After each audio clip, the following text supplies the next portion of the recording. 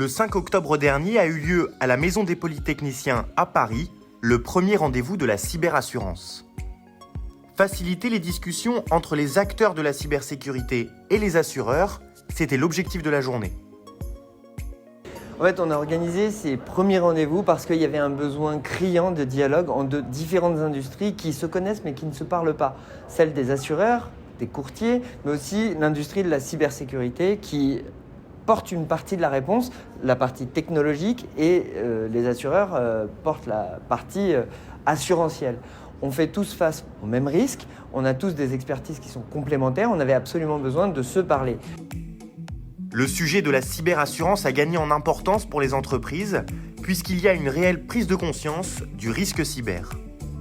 Il y a historiquement une prise de conscience pour les grandes entreprises. La loi de programmation militaire les a aidés à comprendre qu'il y avait un enjeu. Depuis quelques années, aujourd'hui, les PME ont également conscience des risques cyber, en tout cas une majorité. Ça évolue plutôt dans le bon sens.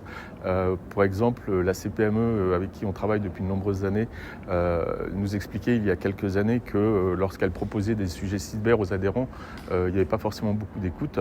Aujourd'hui, ce sont plutôt les adhérents qui demandent à aborder la problématique.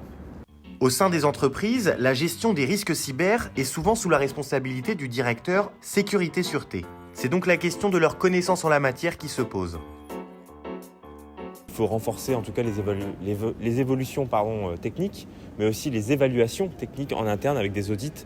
Et un directeur a effectivement ce rôle de coordonner tout ça dans les équipes. Je dirais que ça paraît normal parce que c'est un risque comme un autre, que ce soit un incendie ou une cyberattaque. Mais le problème qui est là-dedans, c'est la capacité et l'expertise dans le domaine de la cyber. Et c'est bien ça la problématique.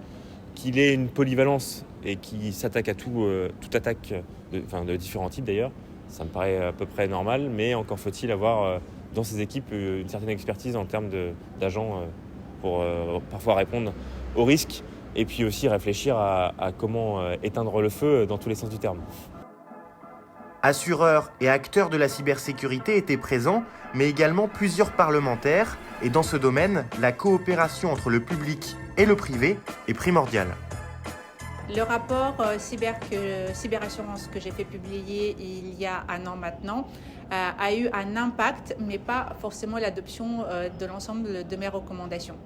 Celle qui me donnait vraiment à cœur, c'était l'élaboration des normes et des standards en coopération entre l'État, l'industrie de l'assurance et l'industrie de la cyber, qui permettrait de mieux protéger les entreprises en leur indiquant quel était le standard qui les concernait en termes de cyberprotection et qui les rendrait plus résilients et donc assurables aux yeux des assureurs puisqu'ils représenteraient moins de risques en prenant les précautions nécessaires. Ce premier rendez-vous de la cyberassurance a donc permis à tous les acteurs du secteur public et privé de discuter en profondeur des risques cyber et de leur assurabilité.